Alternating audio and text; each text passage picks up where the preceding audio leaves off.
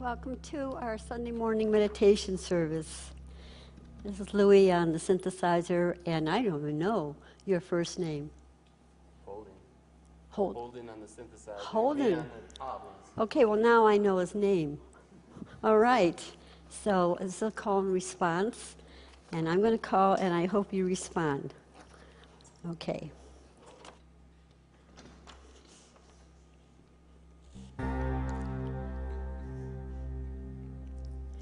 Creator of all life,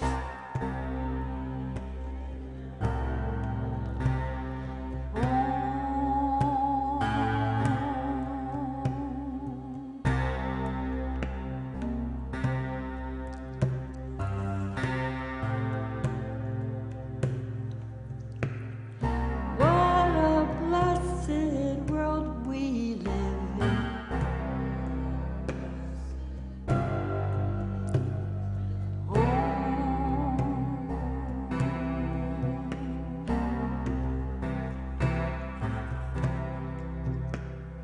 Sacred water, sacred air.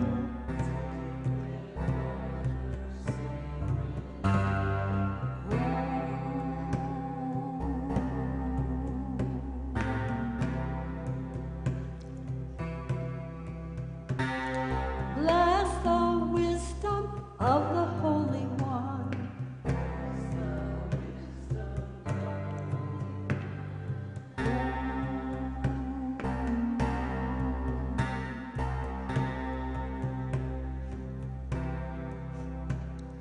When I look at life, there is none but you.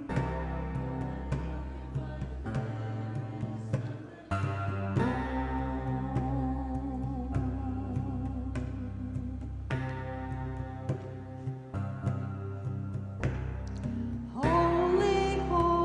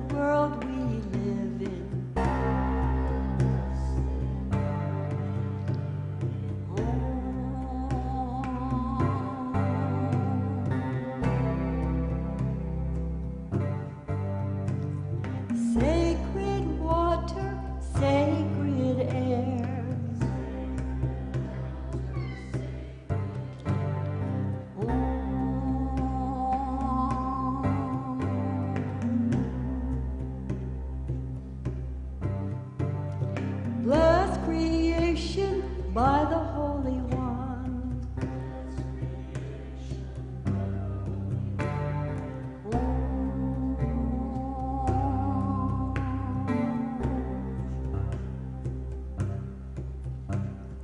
Holy, holy,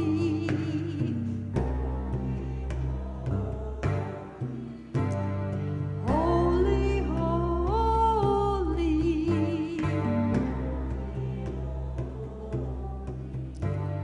I breathe in, I breathe out you. All of life breathes in and out you.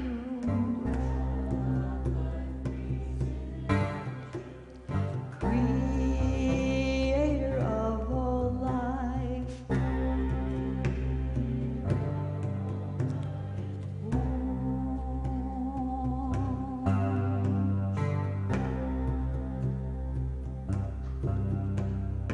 I breathe in, I breathe out you.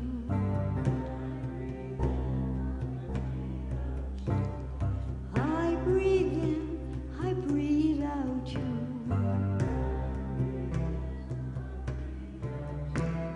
All of life breathes in and out you.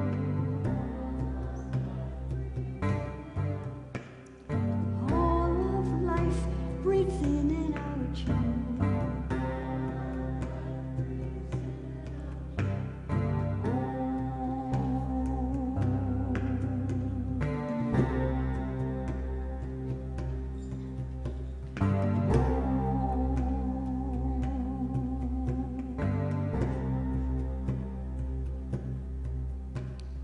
Holy, holy,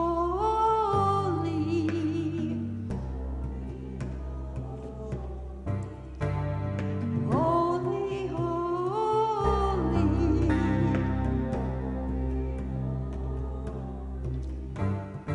holy, holy.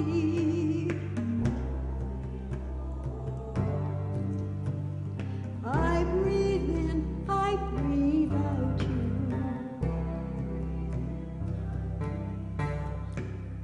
All of life breathes in and out you.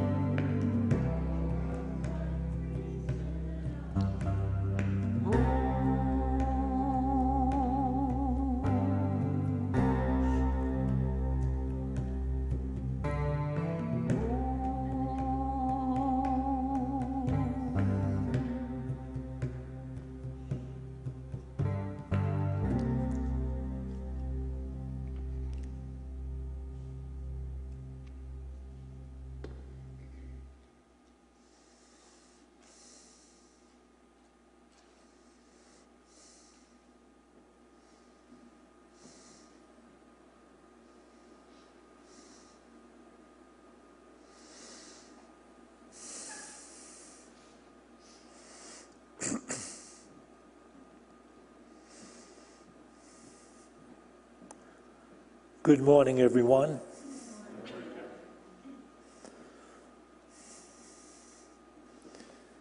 We have been exploring the wisdom of the Toltec people as it is distilled in the book, The Four Agreements, written by Don Miguel Ruiz. So, these are the four agreements. Can we have this first PowerPoint, please? Be impeccable with your word is the first agreement. The second, don't take anything personally. The third, don't make assumptions. The fourth, which we will be covering today, always do your best. Always do your best. If you've been here a while, you've heard me say on occasion that we don't annihilate the ego. The ego is tricked into a situation of serving. and then ultimately it joins the consciousness of the universe. And with these agreements, that is what is taking place. On the surface, it sounds like we are being offered rules for living our lives effectively. And it may come down to this idea, which is also like an ego trap. Do what you love, and prosperity will follow. We have a number of all of those traps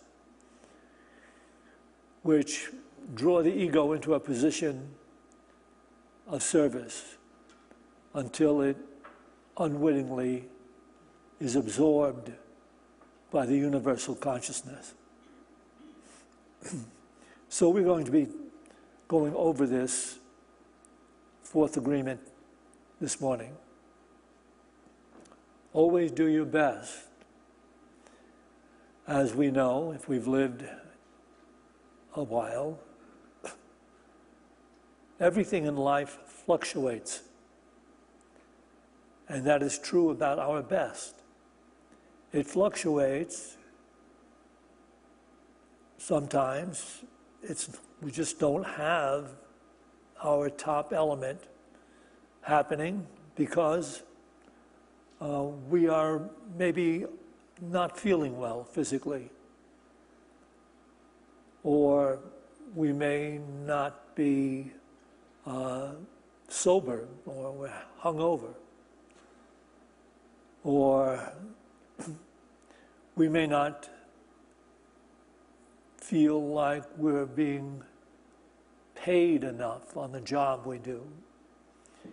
And so all these things tend to lead toward, or may lead toward, not doing your best. But on this final one, doing the job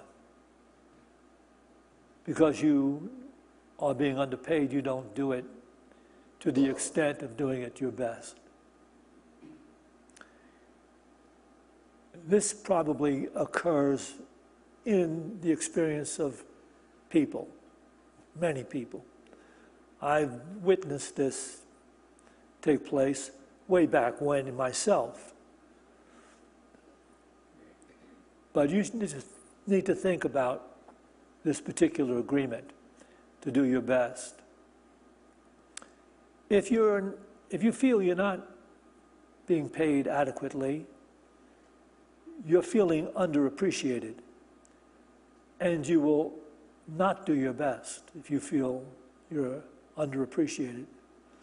What you need to remember is that when you took this job, you agreed to the pay that you were getting.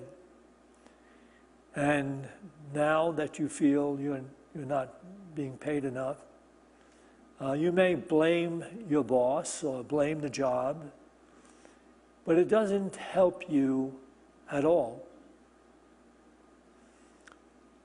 Because there's a mystical element in doing your best. And that is something that we are in the process of learning to do. You see, life as we have known it, in the initial thinking of the world, from a perspective of being separate from conditions, people, and circumstances, that all is part of an illusion that deprives us of feeling good. The object of life and the Creator's will for life is that we should ultimately come to this place where we feel good.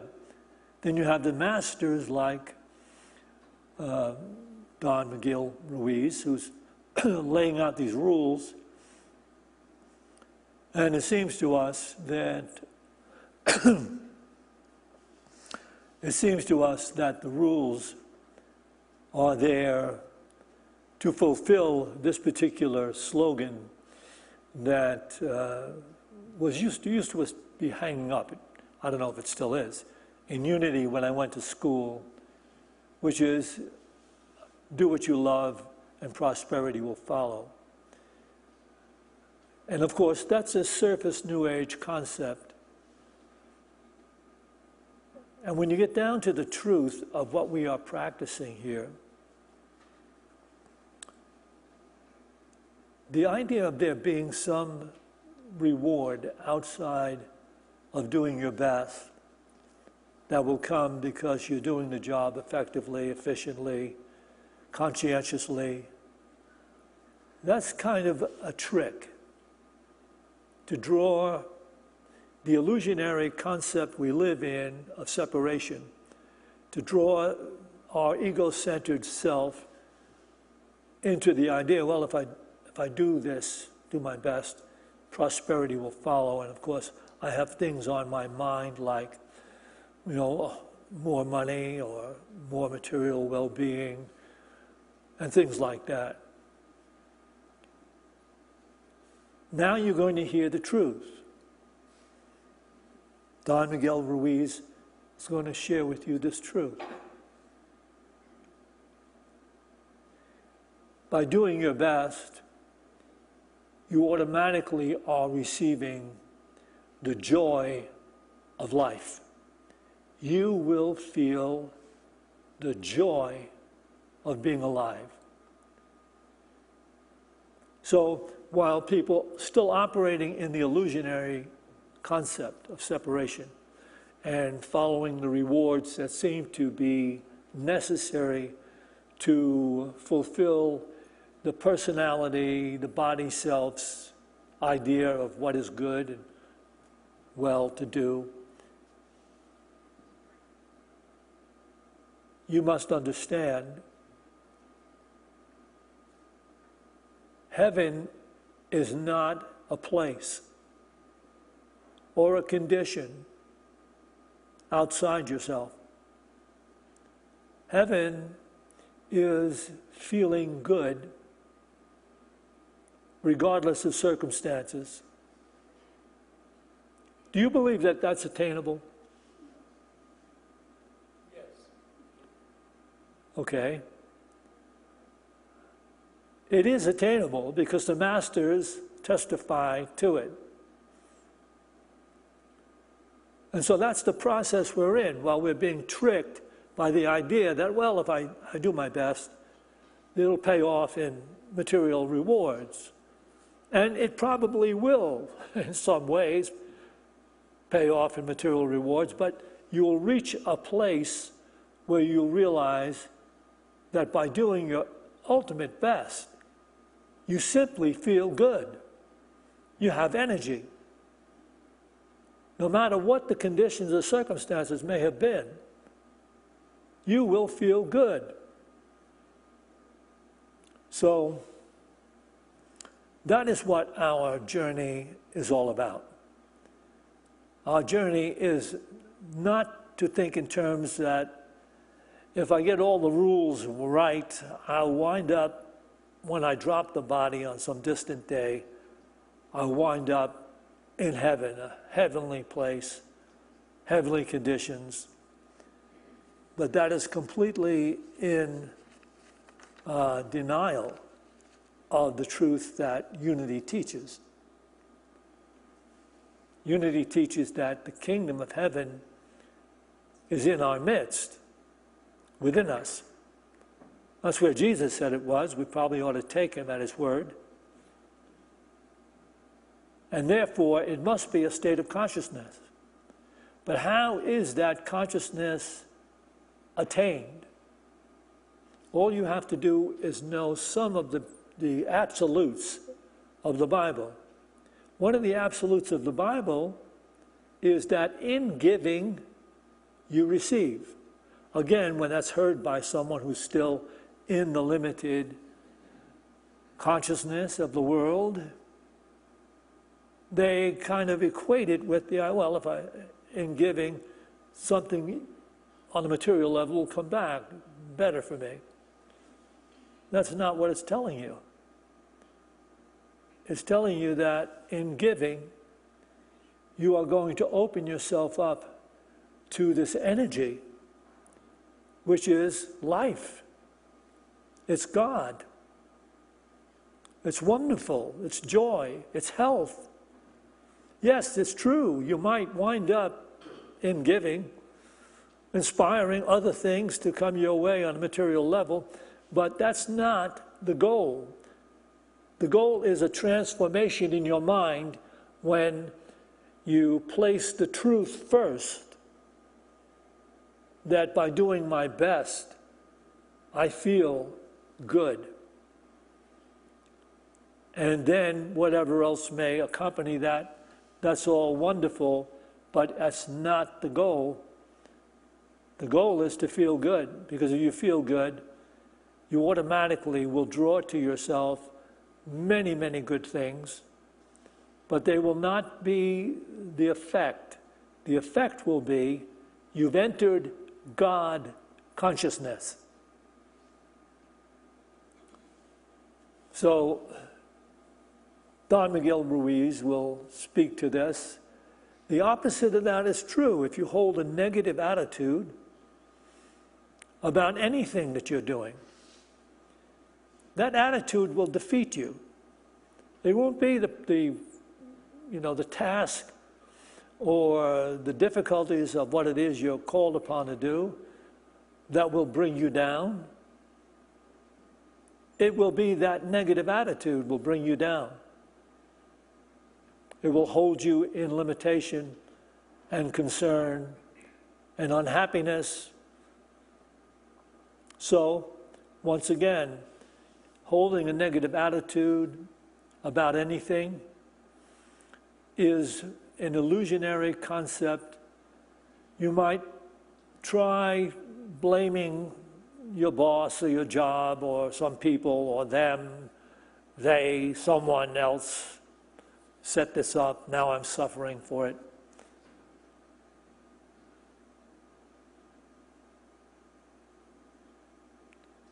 We come to the understanding that we are masters of our own fate. Can we have Don Miguel Ruiz's on the PowerPoint? This is on page 79 in the book, The Four Agreements. For example, most people go to work every day just thinking of payday and the money they will get from the work they are doing. They can hardly wait for Friday or Saturday, whatever day they receive their money, and can take time off. They are working for the reward. And as a result, they resist work. They try to avoid the action, and it becomes more difficult, and they don't do their best. They work so hard all week long, suffering the work, suffering the action, not because they like to, but because they feel they have to. You know what's rather amazing about our society and how it has drifted so far from the life-enhancing truth that we actually give out, the state gives out stipends, monthly payments to people who say they hate work. They can't work because they hate work. This is true. I mean, I had a personal example of this once, so dramatic I couldn't even believe it. But then I've understood this. It's true. In our society, there are people that are so opposed to the idea of working that they will actually prefer to eat out of a dumpster. And I tell this story. I don't know if I had the time to tell this story. It's kind of funny.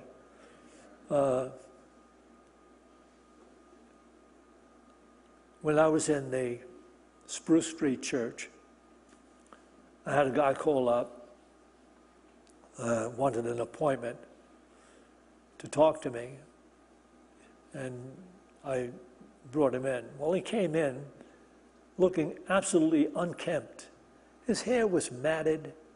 He didn't have a good smell about him. I assumed this guy is homeless. He just, you know, and he sat down and he said, I just want to talk to you because, you know, you get up there every Sunday and you lay out all these words and things, and I think that you're doing a good job, and I just wanted to come and meet you personally. And I said, well, great. What do you do? He said, well, I don't do work. I said, you what? He said, I don't do work. I get paid by the state because I've told them that I hate work, and it's true. I just hate it. And I said to him, yeah, but do you live someplace? He said, yeah, I have an apartment. I said, who cleans your toilet? Who does your laundry? As though even it didn't look like he did any laundry, but who does that? He said, my girlfriend. I said, your girlfriend does that? He says, yeah, she takes care of all the housekeeping and the laundry and the cooking and stuff like that. She's a Victoria's Secret model. I said, what? My girlfriend's a Victoria's Secret model. She just bought me a Lexus.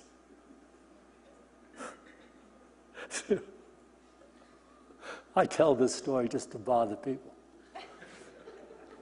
It is true that I did meet this guy. He came in looking unkempt and all this stuff, and he told me that he doesn't work. But his roommate is not a Victoria's Secret model. But it is so. I have met a number of people that are on the dole, and I'm not so sure it helps them find that place where they feel good. Because to feel good, you really have to be in that state of consciousness where you want to do your best. If you live in that state of consciousness, it revivifies, it fills you, it inspires you. So that's what this master, Ruiz, is attempting to get across to us. He's laying out these rules, and they seem to us that, well, they're the rules for living effectively so that you get the blessings of the material life, which is what life is all about. That's only the initial state of life. What life is all about is coming into God consciousness. Because coming into God consciousness, you then live in a state of joy, peace, insight, understanding. But it takes a shift away from the idea that is propagated by the world, which, you know, you do these things for these rewards outside, and if you're not being rewarded well, then you kind of slough off. And anytime you're doing that, you're actually working against your well-being, working against yourself. I have so many examples of this. I don't have enough time, but you'll hear I give these examples so often. I know a gentleman who is of that age where he can retire, and he certainly has enough financial okayness to retire without any great worries, but he doesn't retire. He works on a full-time basis as a person that trains blind people to ski and handicapped people to ski.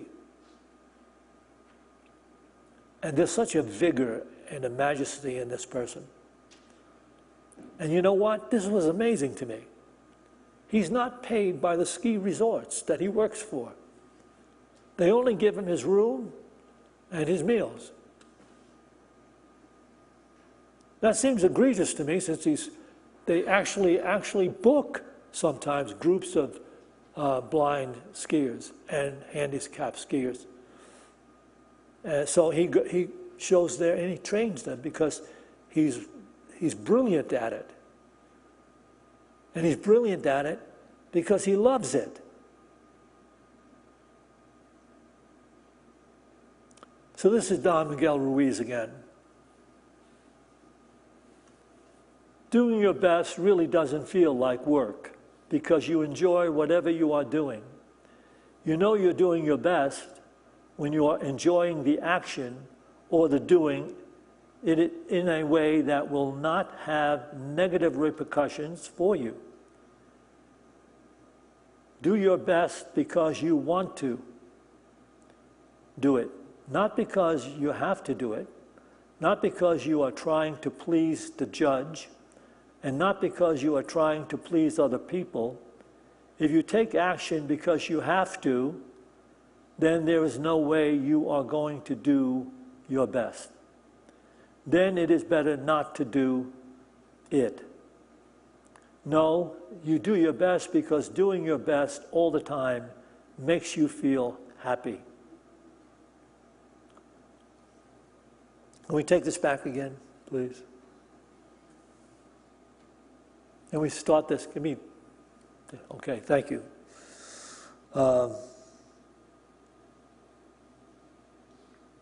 When I think of how valuable these teachers are, the masters, how they had some point in their lives, because they were born into the same world everybody else was, but at some point in their lives they took to task their own awareness. They may have received some teachings from other masters or other good spiritual teachers, but at some point they decided to apply it, incorporate it, and discovered directly the truth of it. And here it is. Doing your best really doesn't feel like work because you enjoy whatever you are doing. You know you're doing your best when you are enjoying the action of doing it in a way that will not have negative repercussions for you. You do your best because you want to do it, not because you have to do it, not because you are trying to please the judge, and not because you are trying to please other people. If you take action because you have to, then there is no way you are going to do your best. Then it is better not to do it. No, you do your best because doing your best all the time makes you feel so happy. Is this guy lying? He actually does on the internet, he does a couple of dialogues with Eckhart Tolle, him and Eckhart Tolle. They're sharing the same truth. They have different, ways of presenting it, but you have to ask yourself, why are they talking like that? Why do they bring this stuff up? Why does somebody write a book like this? Because they know the truth of it, and their joy comes from sharing it with everyone. Eckhart Tolle has enough money now to retire if he wanted to. He'll never retire. I'm actually thinking about asking him for half his money. He's never going to retire anyway. So let me have half. At least I...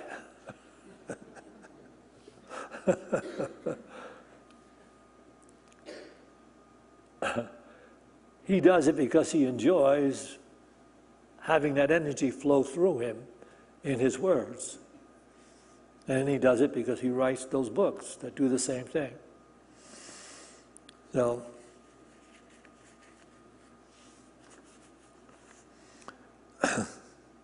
more and more, science is nosing in to the area of faith.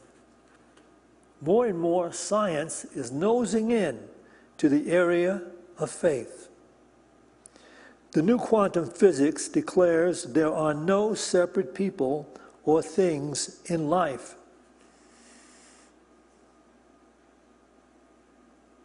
We are all one. So no one is separate from the return of what he or she gives out. What? We are all one, so no one is separate from the returns of what he or she gives out. That's what makes the universe honorable. In the unenlightened state or the initial state of consciousness, we don't have the insight to grasp this or to live this. We have been, tossed to and fro by the changing tides of circumstance. Try to follow what I'm saying by that. People in the initial state of consciousness only feel good or at peace when circumstances outside them are fulfilling their personal desires and expectations. When that's not happening, they are cast down. They are put into a bad mood. They are put into a place that they dislike. And that dislike and that upsetness, they usually carry it with them into their relationships. So everybody, in a sense, around them is somewhat bothered as well by this particular reacting to circumstances and not understanding how to live effectively. So that is what we are doing in unity. And now this quantum physics is saying, without a shadow of a doubt from their experimentation, that there is no such thing as a separate person or a separate condition. It's all one. And we are in that oneness. And whatever we're giving out in consciousness, and we don't have to be doing it overtly, we don't have to be shouting expletives at somebody or trying to get vengeance on somebody or being angry at some job we're doing. We don't have to be doing that. We simply have to be in that state of mind where we're feeling that. And then everything else is responding to that. So you're still being tossed to and fro because you don't feel good. The Bible is all about bringing you to the place of the kingdom of God in its presence of you so that you ultimately will feel good. And then you'll say, oh, then this is heaven. Yes. Right here, right now. And that's what Eckhart Tolle is trying to do by telling you to live in the now with full attention, giving fully of yourself in the doing of it. I'm way behind. See, I told that joke, that funny story, and now I'm behind. And this just totally upsets me. This,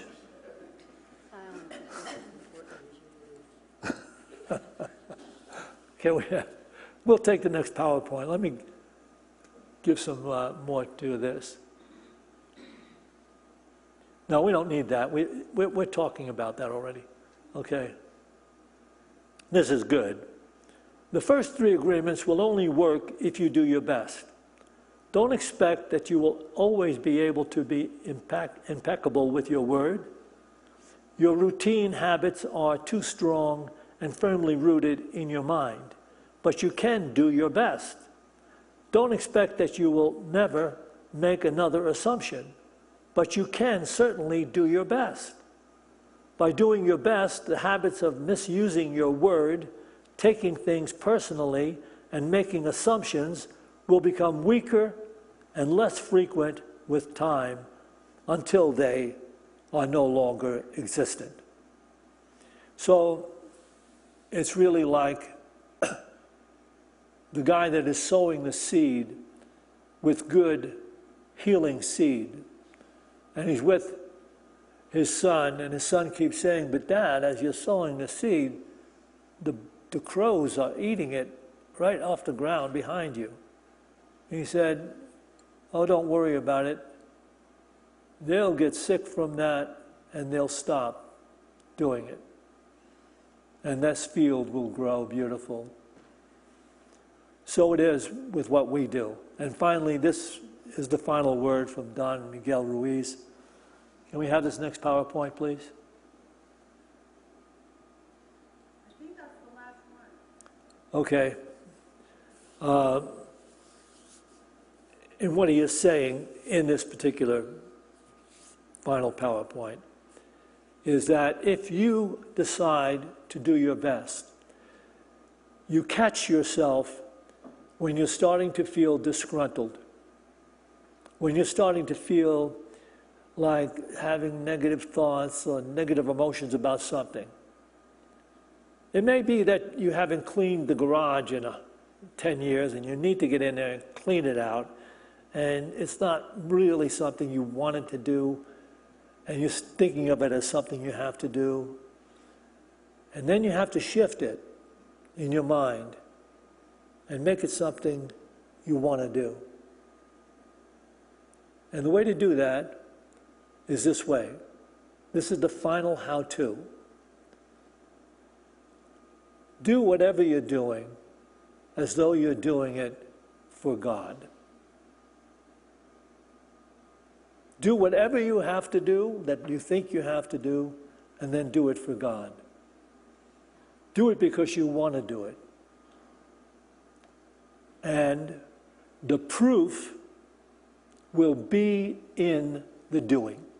All I've said to you, you may not take it that seriously, partially maybe, but when you decide to do your best and make that your goal in whatever it is you're doing, you will come into an awareness of the presence of joy.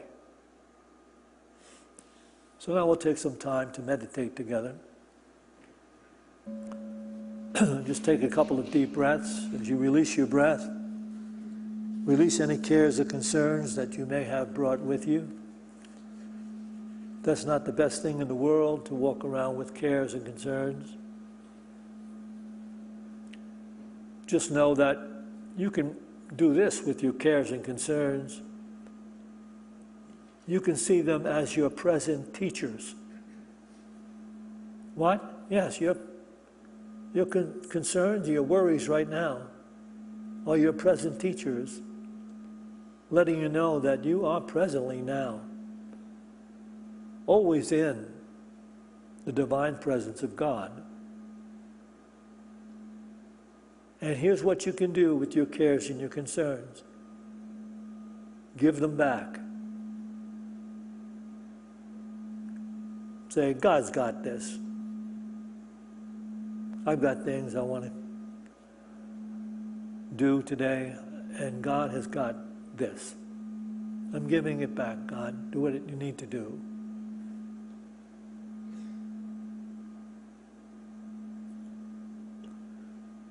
So now, while we're relaxed, we've become comfortable with being here in this moment. And you might want to just bring the mind to this gentle ideal. Don't fight with any thoughts that don't go along with what your ideal is. Just let them come, let them go. Bring your mind gently into this ideal, this truth.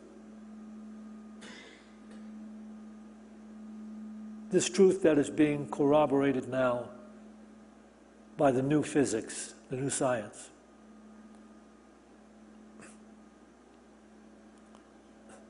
Everything I look upon, everything I see, is only God waiting for me.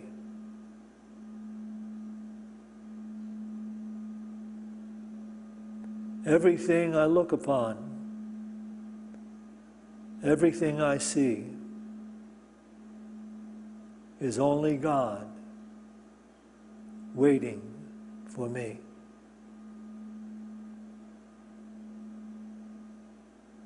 Everything I look upon, everything I see, is only love waiting to free me.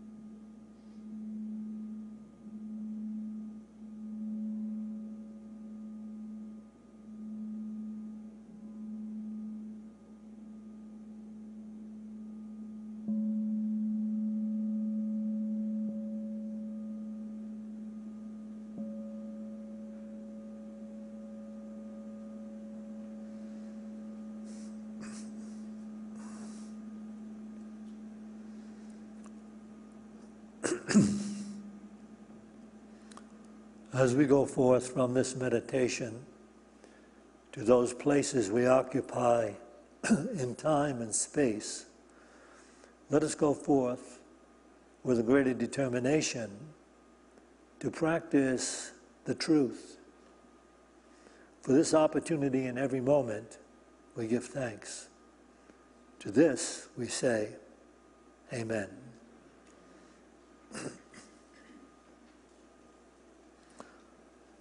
We will take an offering for unity now. And we have no dip jar anymore in the lobby where you used to be able to dip your credit card. So you'll have to tune into our website to see the different places and ways you can tithe. Here are some of them right here. And the dip jar people went out of business. So we just want to let you know, and those of you that are watching online, I invite you, you can scroll down to that place that says tithe on our website, or I think it's up to the right-hand corner, and you can tithe or make a donation. Please make a donation. Make yourself a vital part of the truth you seek. Support it, and it will support you. And everyone here can bring into their hands that gift they'd like to make to Unity of Boulder, so that we continue to share the word of truth. And so we take these tithes in our hands and bless them with this offering prayer. Divine love, through me, blesses and multiplies all that I have, all that I give, and all that I receive, because I give. And so it is. Come to the light, the candle of hope, everyone gather near. Come to the light and warm in its glow, bringing the light to hear. This is the time, this is the place, we let the third be raised. Lift up your voice, sing and rejoice, open your heart to grace. Come to the light, the candle of hope, everyone gather near. Come to the light and warm in its glow, bringing the light to hear. Bringing the light to hear.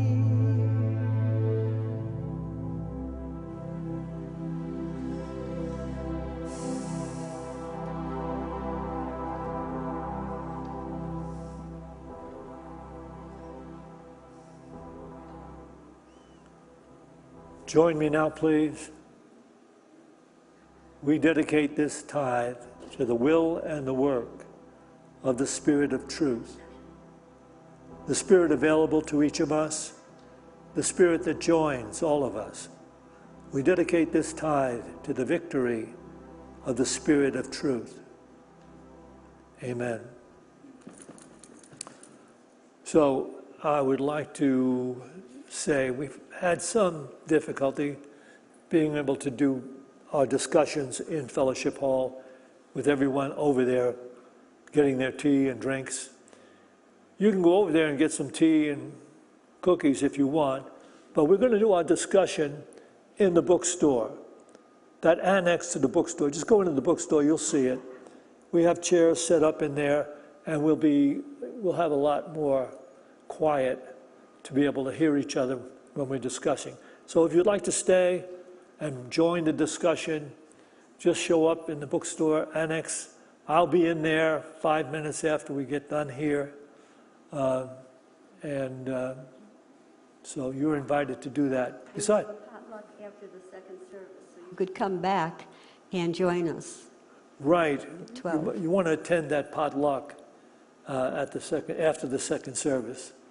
So, if you're so inclined, you could actually go out while the second service is taking place and pick something up to bring to the potluck, but you don't have to do that.